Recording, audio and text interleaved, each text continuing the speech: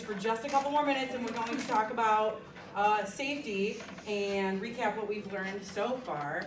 So, who can tell me what safety is? What does safety mean to them? Does anybody have an idea of what it means to be safe? Nobody? How about you? Precautions you take so you don't harm yourself or others. Yeah, that's right. So, who can think of a good time to be safe? What about at school? Yeah. What's a good way to be safe at school?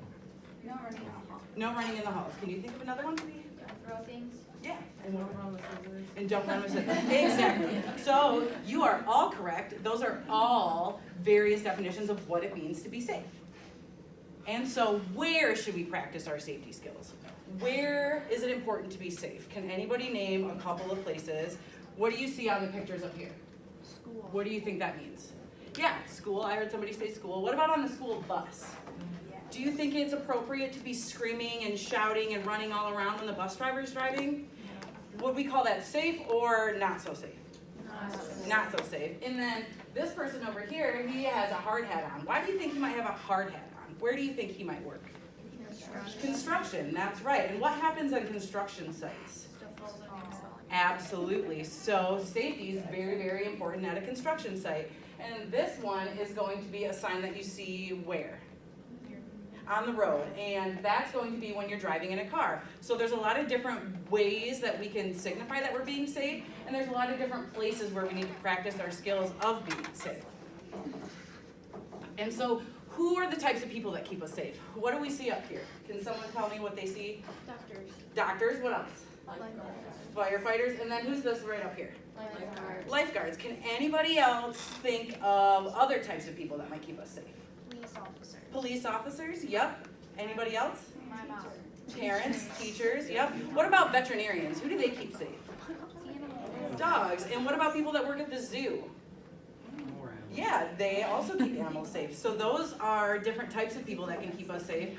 There are also people that might not always keep us safe. Stranger danger is something that we've talked about and something that we've discussed, where if you are in a situation where you don't know somebody, it might not be super safe to approach them, and it might not always be in your best interest, so you always have to look out for your surroundings, but you should always try and look for these types of people that we know keep us safe, like a police officer or even a security guard. Or what about the guy that comes out in the crosswalk with you when you guys are getting off the bus? Do we know who that's called? What's his job? Crossing guard, that's right. So that's another person that does keep us safe. So there are lots of different types of people, and there are lots of different situations where you'll find these kind of people. And when should we be safe? Who can tell me when is a good idea to be safe? All the time. All the time, yeah. And so particularly when you're experiencing different kind of weather, what kind of weather situations would we have where we need to be extra safe? Tornado, yep. Anything else? Lightning, that's right. And then another situation that's not like actual weather, but what do you think this one means? Online, that's right. It's really, really important to make sure that you're safe online as well. And so, why should we stay safe? Who can think of a good reason why we should be safe? So you don't get hurt? So we don't hurt others, exactly. And so we can do things like play games and have different types of protocols where we know when we are safe and when we aren't safe. So those are some reasons why we're gonna want to practice our safety. And that is everything. Thank you guys.